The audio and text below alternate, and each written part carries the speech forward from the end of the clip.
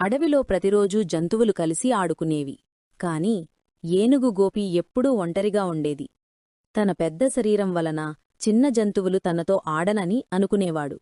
ఒకరోజు పిట్ట మీనా అడవిలో పాట పాడుతుండగా గోపి తన తొండంతో తాళం వేశాడు.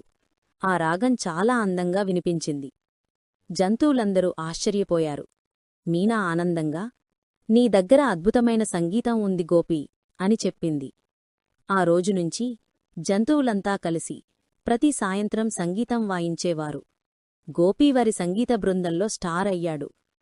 నీతి: ప్రతి ఒక్కరిలోనూ ఒక ప్రత్యేకత ఉంటుంది. ఒక రాజ్యం అడవుల మధ్య ఉండేది.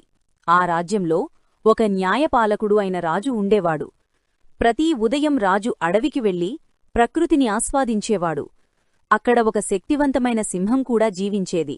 రాజు అడవిలోని జంతువులకు ఎలాంటి నష్టం జరగకుండా ప్రత్యేక ఆదేశాలు ఇచ్చి అడవిని కాపాడేవాడు. ఈ మనసును చూసిన సింహానికి రాజుపై గౌరవం కలిగింది. ఒకరోజు రాజు ఒంటరిగా అడవిలో తిరుగుతుండగా ఒక చతుర వేటగాడు అతనిపై దాడి చెయ్యాలని ప్రయత్నించాడు.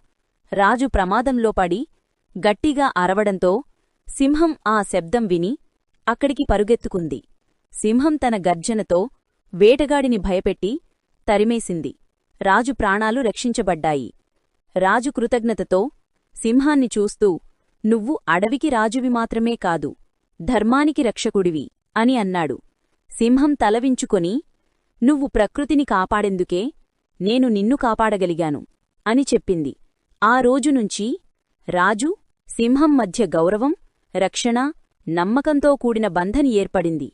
నీతి: మనము ప్రకృతిని కాపాడితే ప్రకృతి మనల్ని కాపాడుతుంది. గౌరవం గౌరవానికే దారితీస్తుంది.